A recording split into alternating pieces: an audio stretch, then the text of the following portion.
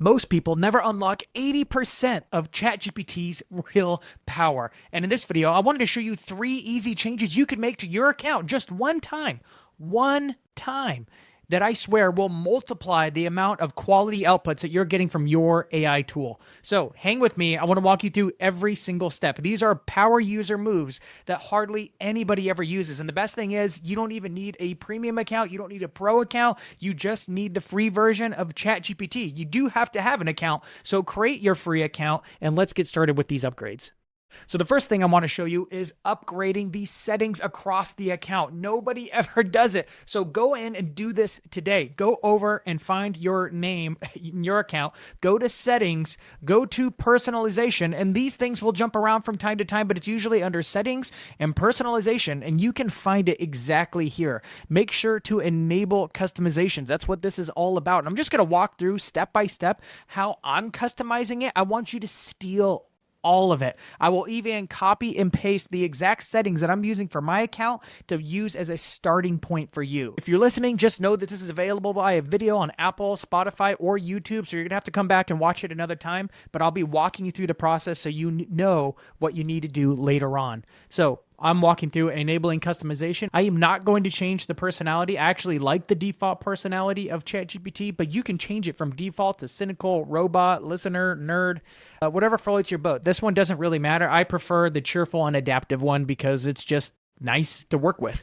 But here's where it really starts to get different. Custom instructions for its personality. This is where you really want to hammer it down. I recommend copying exactly what I have until you have a very specific need for its personality instructions. I recommend using this. I say use quick and clever humor when appropriate and adopt a skeptical questioning approach. Challenge my ideas if they are weak or ask questions proactively to gain clarification if more details are needed.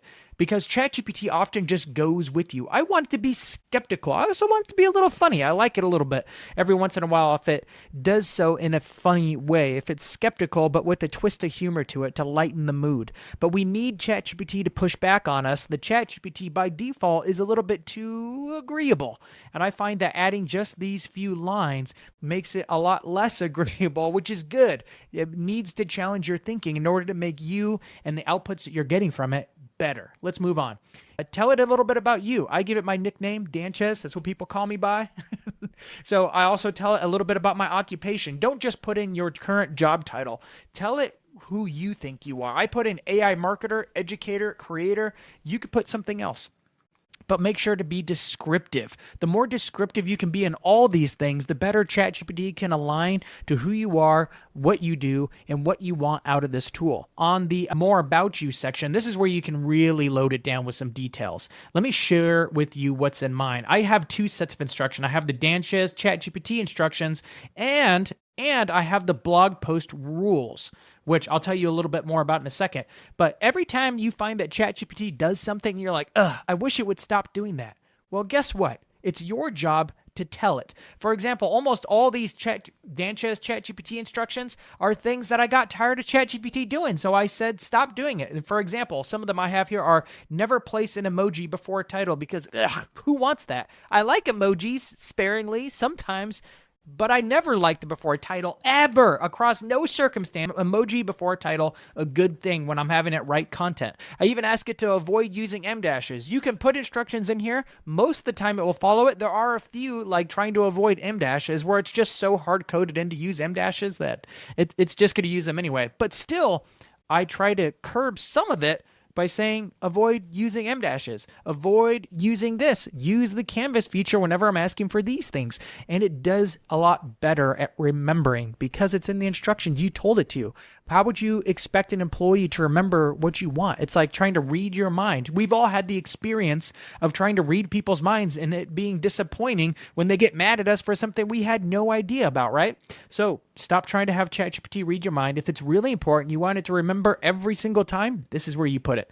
I actually put blog post rules in here because every time it wrote a blog post, I thought it sucked. So I wrote very specific instructions of what I wanted in a blog post every single time. It's 5 about 5 rules for how to write a blog post, according to Danchez. You might have different rules, whether you like my rules or you want your own rules. Again, I'm going to put this whole thing in the description of this podcast or YouTube video. Go and check it out, copy and paste it, steal it, modify it, make your own. That's why this is so important. You need to make all of this your own. So also, settings to change. If you don't have these turned on, turn them on. Memory, reference saved memories. You want ChatGPT to remember and put to work all the different memories you've ever had in your account. You might think this is a privacy problem. It's not, because ChatGPT already knows it all, or OpenAI has access to all your conversations. You might as well put all that memory to work for you because it's already in the server. If you didn't want it in the server, don't tell it to ChatGPT in the first place. By turning this on, ChatGPT can now leverage it for your sake. A reference chat history, you want that turned on. Reference record history, you want that turned on. All these advanced modes right here, you want them turned on because you're going to have to learn how to use all of them eventually. And some of them will come in future videos from this podcast. So next thing is this memory. I skipped over this because this is the whole second part. In the first part of this video, I wanted to show you the instructions on how to make this thing sing. But in the second part, I want to show you how to leverage the memory. Now, ChatGPT can remember all of the different conversations you've had. It's not actually remembering every single word you've spoken to it before, but it creates summaries of every conversation. The farther back the conversation you've had with it, the shorter the summary gets. That way, it can chunk it all and kind of remember it. Kind of like the human brain. You remember things more recently and have little summaries of it from years ago. ChatGPT works similarly, but there's this extra memory feature. And I want you to consider these to be like core memories, things that are really important that you always want it to remember. See, I'm going to open up mine. You can see I have a bunch of different things loaded in mine. We want to load those up for you, not with general things, not with blog post things. Shoot, you put the blog post things in this section right here in the personalization tab, but we still want to load this memory section with things that are personal to you, not personal as in things you don't want other people to know, but personal as in things ChatGPT needs to know in order to create better outputs for you. Let me show you one prompt I have, one mega amazing prompt I have that you can put into ChatGPT so that it knows all the right things and stores it in its memory. This is what I call the memory map prompt. Let me read it to you and then you'll understand why it's so good.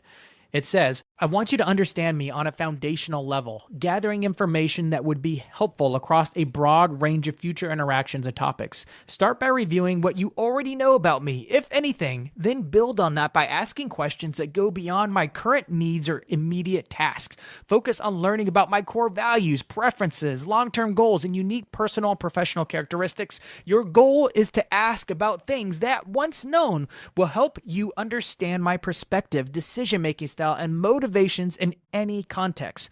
Prioritize questions that would help you provide relevant and personalized support across multiple areas of life, not just immediate requests. Think about who I am holistically and ask what would help you serve me well over time.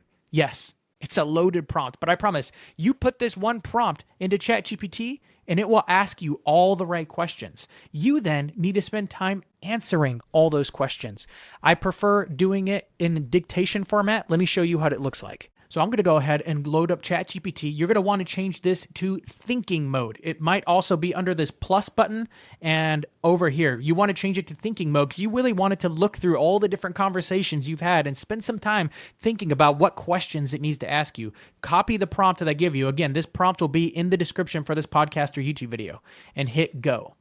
And you can see it's given me a number of questions. First, it summarized what it already knew about me, which it knows a lot, but then it went and asked me a number of different questions based on what it already knows. And if it doesn't know anything, then it'll still ask great general questions for you to answer on the first pass.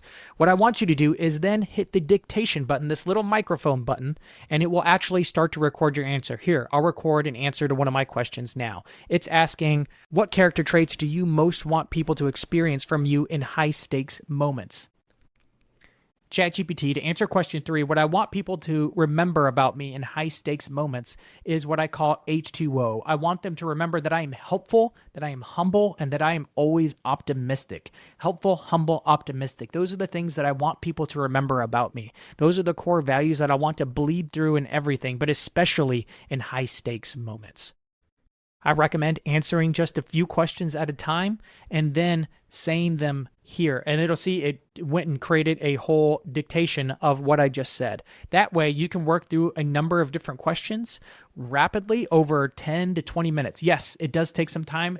Create a time block to get this done sometime, because once you answer these questions, ChatGPT will remember all of this and be able to use it for you later. In fact, before you commit it each time, make sure to say, remember this, and it will store it in that memory feature. The third way you can upgrade ChatGPT instantly is just to start using projects. Yes, projects. It's over on the left-hand sidebar, and they are these little folders. If you don't have any, it'll just say new project. You want to create a project for every area of your work or different areas of your life. And there's one major setting when you set them up that you have to remember. In the very first part, because you only get one chance to change this. If you don't do it in the beginning, you can't change this later. So if you want to create a project, give it a name. Maybe I'm going to make one for marriage, and I'm just going to have marriage conversations in here about how to improve my own.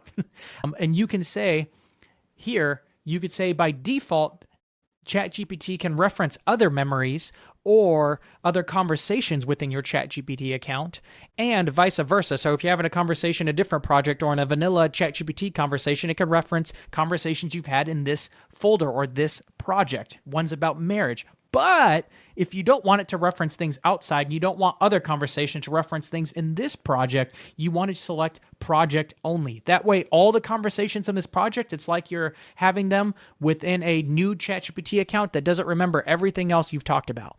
That's golden, especially if you're an agency or you're a freelancer working with clients. You can keep all your client content separate, but it's helpful for lots of different things, like marriage, for example. If I want to just be able to talk about marriage, that's like maybe I don't want all my work life seeping into that folder, right? So I can create the project, and then I can start having conversations about this topic within just this one project. And once you get a project going, you can see all the different projects like I have for this podcast will just be located into this. It's great because it keeps your ChatGPT account way more organized, but it's even more important because ChatGPT now can group your conversations together and better reference the memory between them so that you can be more efficient and effective as you have more conversations trying to push an area of your life or an area of your work forward.